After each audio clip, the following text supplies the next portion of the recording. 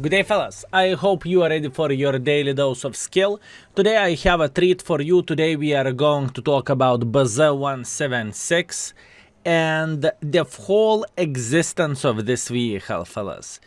Let's start from everything straight. This tank the same tier as BZ-111 or Alpine Tiger is. This tank is the same tier as a T-34. For F's sake, this tank is the same tier as FCM and Patriot. Okay, guys, boys and girls, ladies and gentlemen, do we really need this tank in the game? Did we need it for this vehicle in the game? I get the point where gaming wants to be innovative and to give players something new and something different, but sometimes you do not need to research other bicycle. What I am trying to say, this tank is absolutely nuts. It is insanely strong vehicle, and I have two special replays prepared for you. I haven't took the best damage games. I took the biggest madness out there. You will see everything in a second. But what I want to hear from your side, fellas, do you think this tank belongs in the world of tanks? And by the way, just to let you know, just to spice the things up a bit, we have the Chinese line coming like this. So imagine that. Tier 10 will be turbocharged derp gun, tier 8 will be turbocharged derp gun, tier 9 will be turbocharged derp gun. Well, you tell me, do we need this or we do not really need this, fellas? Because lately I can tell you from my experience. I played with a Patriot, right? I played with this thing. I wanted to see how Patriot is behaving nowadays and how it feels like. And whenever I'm meeting this Chinese tank, I am thinking, wait a second, what are you supposed to do? This is how I feel like. I am not even joking. Anyways, enough of rumble, enough of... Let's go straight into the action and let's see what two skillful players managed to do with this tank. Let's go. Okay, very first battle, we are having a pleasure watching Kenneth with his brand new BZ. Let's see what this gentleman can do. Now, pay attention, this is a tier 8 matchmaking and obviously it is Ensk map, so usually games are pretty short. So let's see what our hero of the day can do. He's opening the game from the Delta 7 position. He arrived at a position and he is going to spank everyone who will make a mistake. 50 TP picked sideways. Well, he figured it out. He should not do this, and maybe this is not the right way to do the things, if you know what I mean. And can you imagine how this vehicle can perform in the tier 6s whenever all stars are aligned? You cannot imagine that. You will see that later on. Don't worry, fellas. Hellcats will scream in the biggest Kotek voice, aka meow. This is how the things are going to look like. Oh, he found brother from other mother, snapshot in the side, or not so snapshot, but that was enough. And that is a solid 1,700 damage dealt in first minute of the game. Not bad whatsoever. Very, very nice. Now the reload of this tank is quite long. It is approximately 20 seconds or so, but don't worry. People are boosting this vehicle in every possible way as they can. Obviously bond equipment, which I recommend to use on this vehicle just to have as much as advantages as you physically and possibly can, right? It is an important thing to say. So bond equipment, directives. By the way, high explosives can go through the walls now, so it is making this tank life a bit easier. I don't know. I mean, I am looking into this and I am considering my life choices and how how the whole process was looking like in Wargaming, you know. I feel like they had a party there and they came up with this idea. One guy said, I want boosters on the tanks. I don't care it did not pass it through the EBR. I don't care. I want that on the heavy tank. Igor, no problem, heavy tank booster for you. Here you go, enjoy it. Other guy who was completely wasted as well before the December, so on the November or whatever, and during the party, he said, I want derb gun. Okay? Fine, Piotr, fine, derb gun it is. You don't need to be mad on us. It is fine. The third guy is saying, I want it to be heavy tank and to have minus 10 degrees of the gun depression.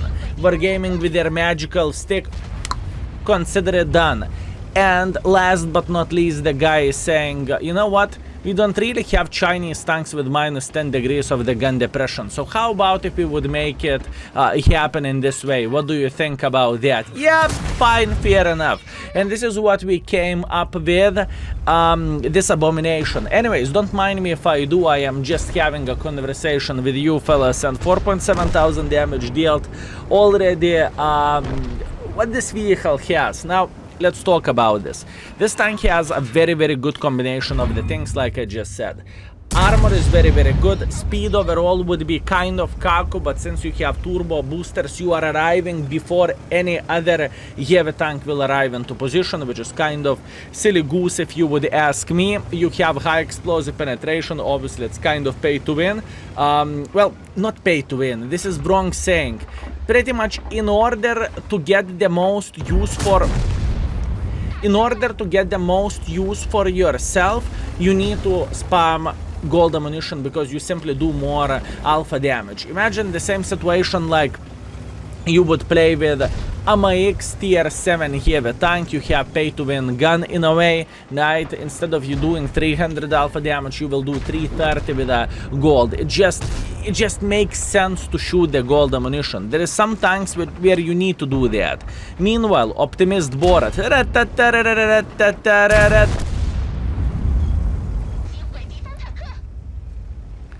Boys and girls, ladies and gentlemen, back in the day you thought Borat is powerful, don't you think so? Borat was very, very whoo!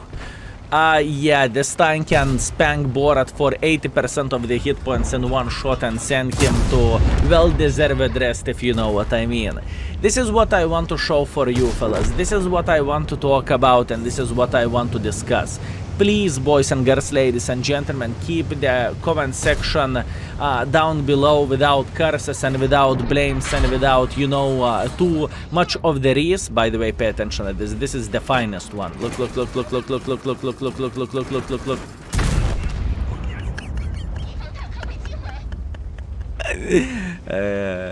Anyways, please, boys and girls, ladies and gentlemen, leave the comment section down below clear. Don't use bad language or something like this. Let's talk about that. You know, do you think this vehicle belongs in the game, and does it make other heavy tanks kind of obsolete? You know, the other heavy tanks are not feeling as strong as they used to back in the day. One more thing before we are going to the other round. Look, we have Caliban in the game, right? Caliban.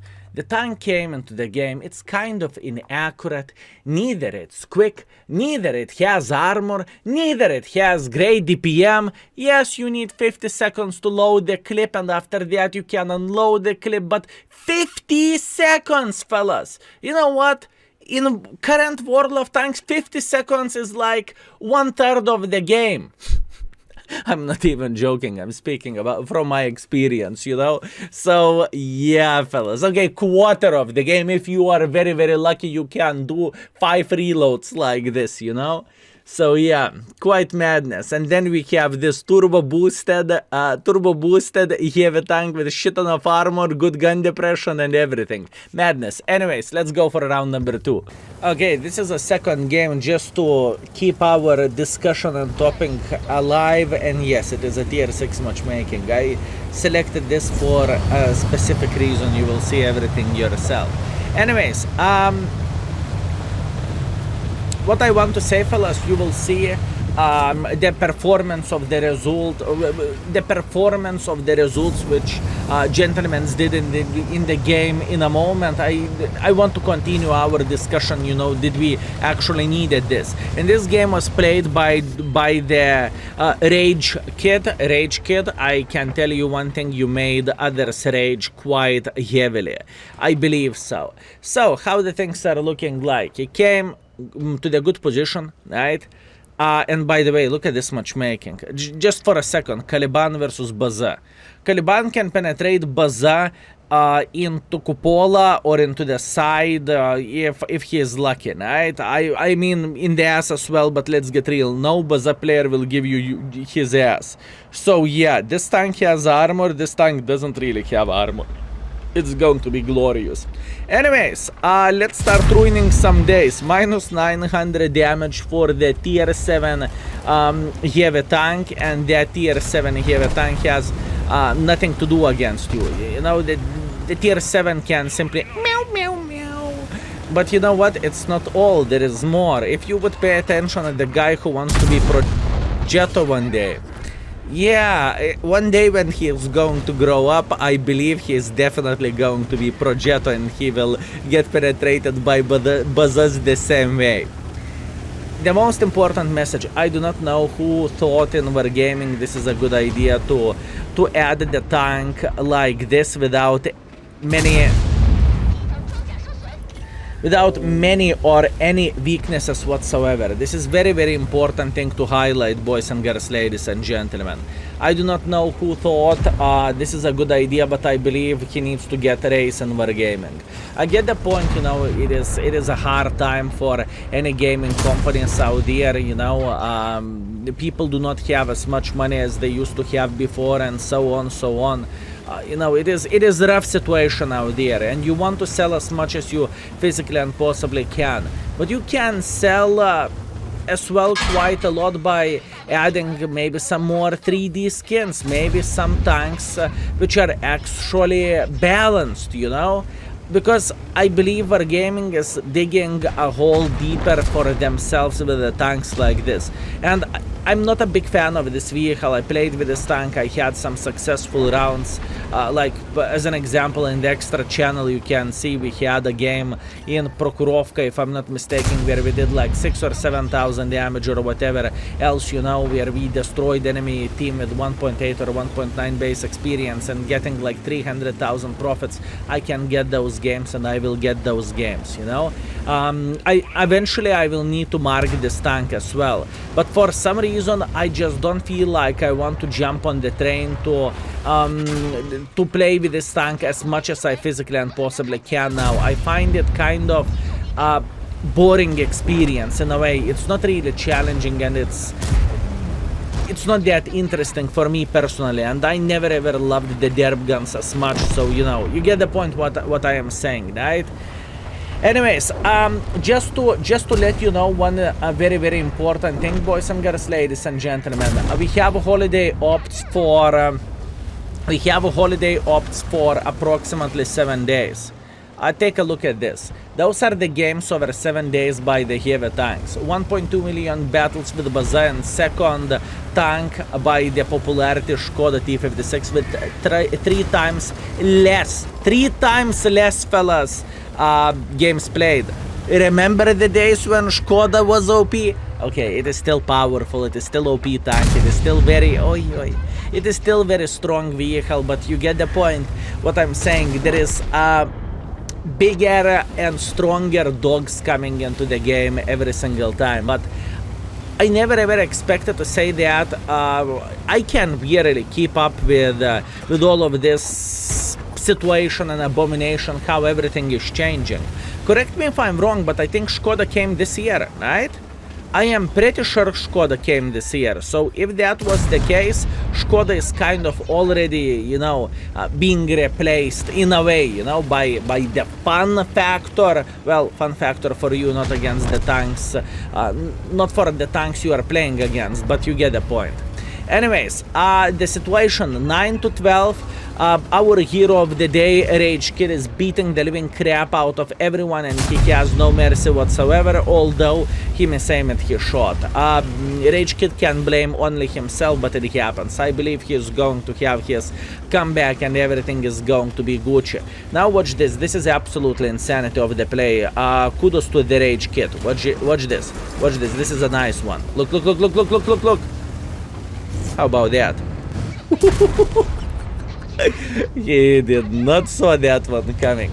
The thing is, whenever you are going with the rocket boosters, you are instantly going 40 kilometers per hour speed, or it is taking literally seconds to get there.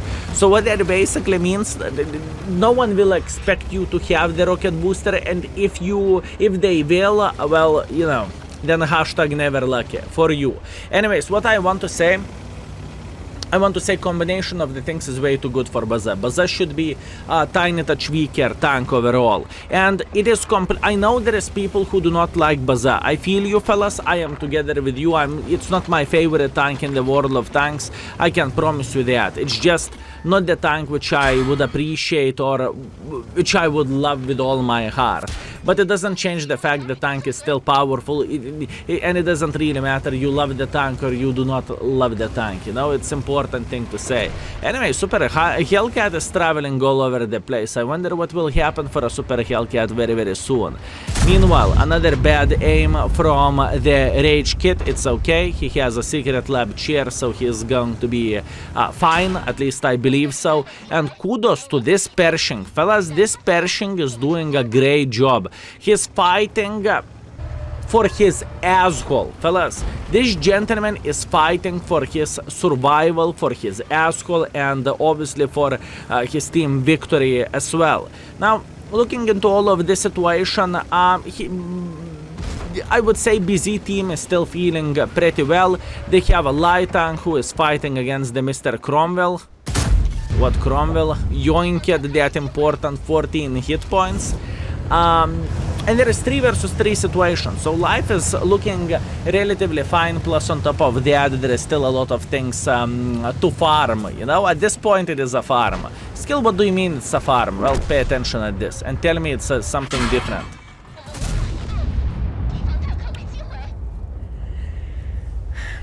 Skill, what you should do whenever you are playing with a tier 6 and you are getting matchmaking against this vehicle? Well, hide. Fellas, hide.